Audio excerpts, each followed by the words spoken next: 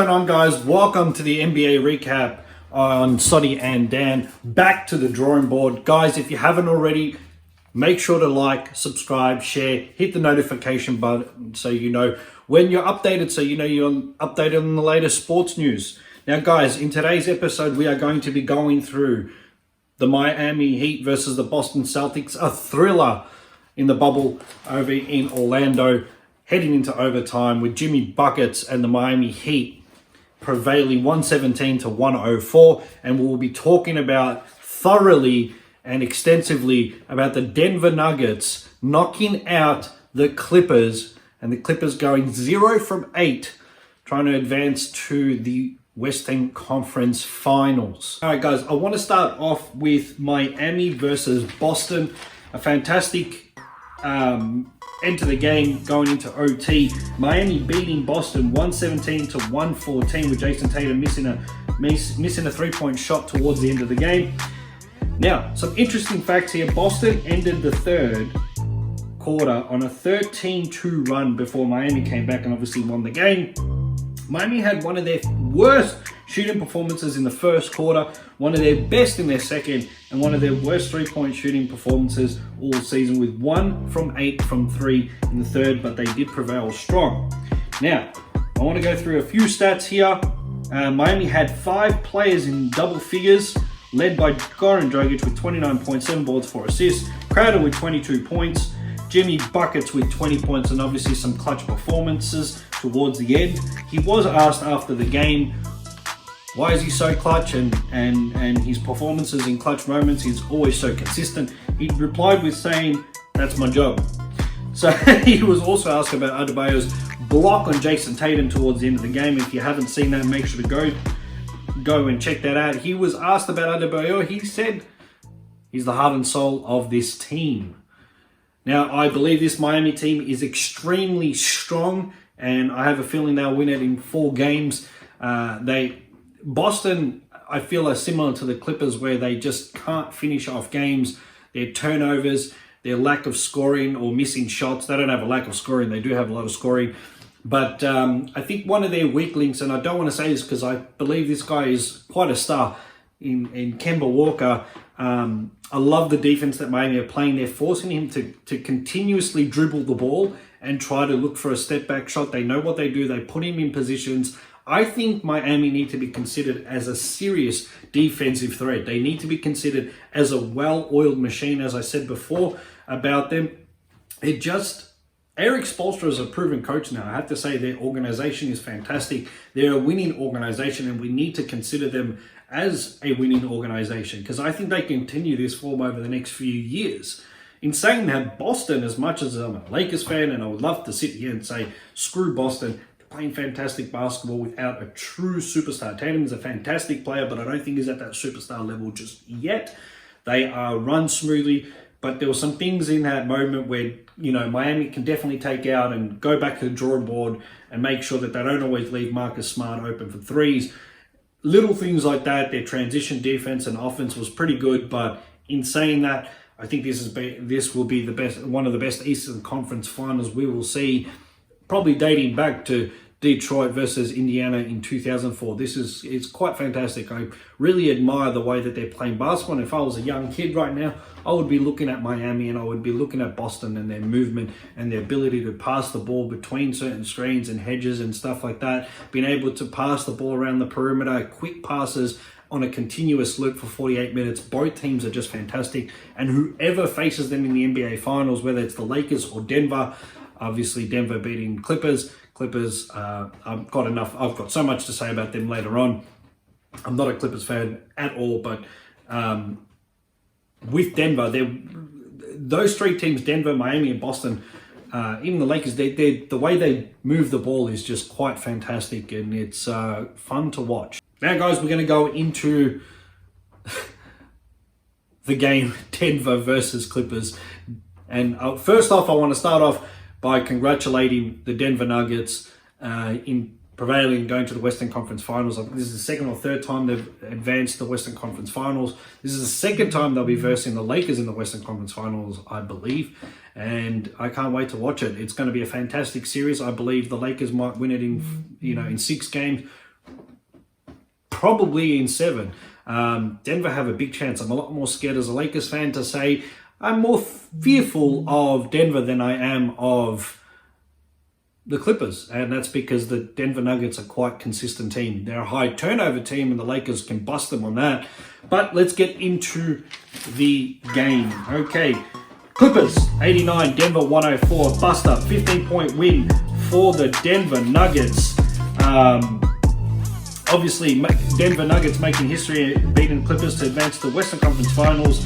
Murray explodes with 40 points, 5 assists and 4 rebounds. Jokic with a triple-double, 16, 13, and 22. Clippers only scored 33 points in the second half, two less than the game before. 14 points for Leonard and 10 points for George. Paul George shot 25% from the field, 4 of 16 shooting from the field. Leonard shot 6 of 22 at 27.3% from the field. That is just not good enough if you're going to make it to the Western Conference Finals. Now, this is where I really want to speak about a few points that I like people to truly understand this. And I mean this with no disrespect, but it'll probably come disrespectful. And I'm sorry to the Clippers fans, but I feel that it's a very overrated organization. Now, I am no professional journalist. I'm speaking on my opinions and on behalf of what I've watched.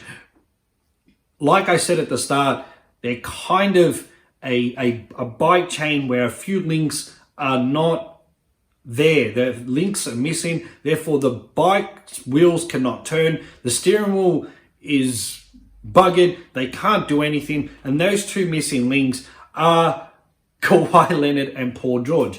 They've had some big games, but when the moment counted, I need people to understand here, superstars prevail. They have bad games, but not bad series. And look, Leonard played well, I will say that. Paul George had some 30-plus point games. But come on, man, going to Game 7 for 10 points from one of the best shooting guards in the league or forwards in the league, and Leonard, 14 points, an MVP, a 2-time finals MVP, a 2-time NBA champion.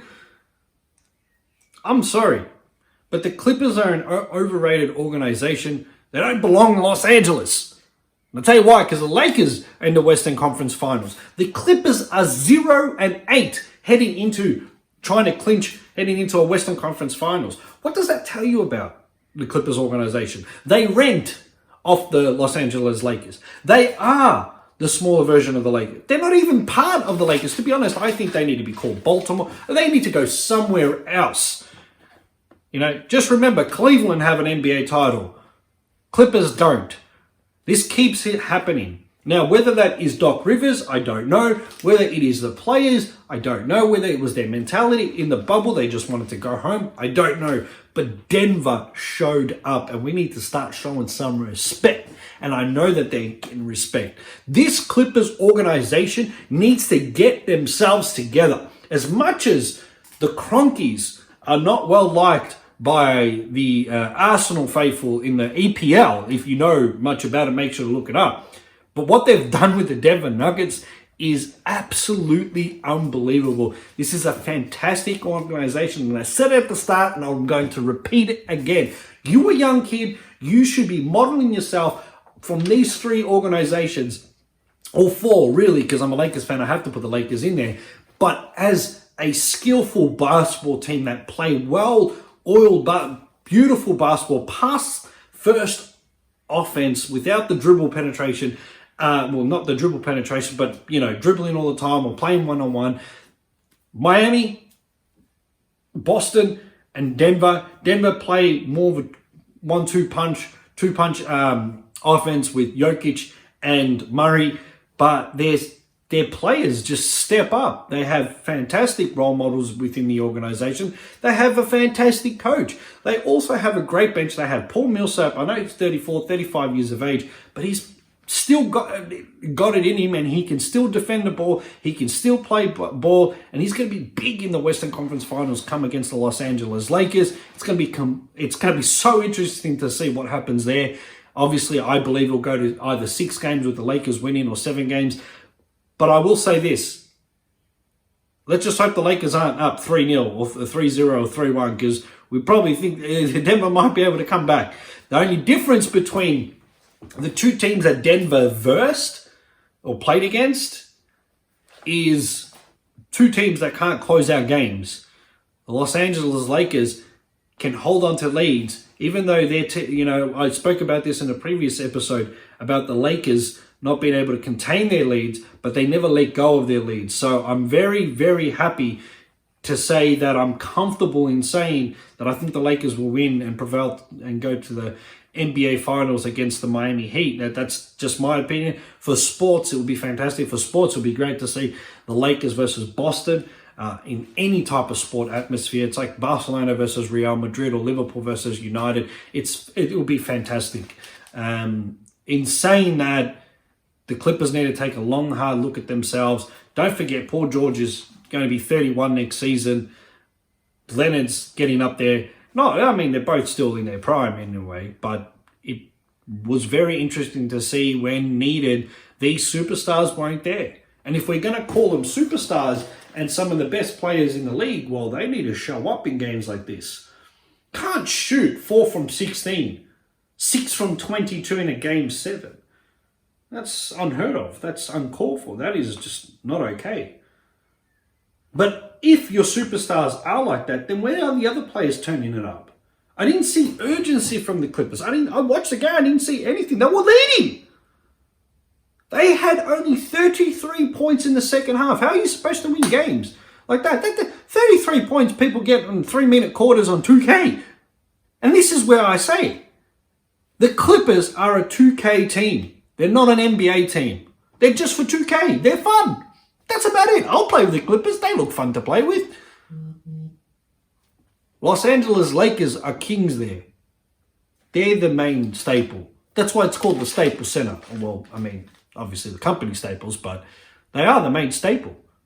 It's Kobe Bryant Boulevard. Ain't no Clippers around. Clippers, clip your wings and walk up on out of Los Angeles. We don't want you. Go to Sacramento. I don't know. Get out of California if you can. But they need to do something. They need to really take a long, hard look at themselves. Consider themselves, are they really an NBA threat? Because right now, the top 4 teams in the NBA are in the Western Conference Finals. And Clippers, I believe, are far less. I think if Dallas had Porzingis for a little bit longer, didn't get injured, and a few things, and that young Dallas team could have busted them up. And, well, the Clippers did. The Denver Nuggets did. And they showed their true colors. When it came to crunch time, they just couldn't handle the pressure. And you need to be able to handle pressure. As soon as you press on an orange, you get juice, and that's what they were. Just juice, spilt acidic juice. I will have my NBA review for the Western Conference Finals in a few days. Make sure to stay tuned in. Please let me know your thoughts about what I've said about the Clippers. I know I've ranted a bit, and I ranted the other day about the Clippers, but it just showed I was right. Their mentality is weak. They can't hold on to leads, and they can't beat teams. That's it. That's just the truth. So, guys, make sure to like, subscribe, and share. And until next time, stay good.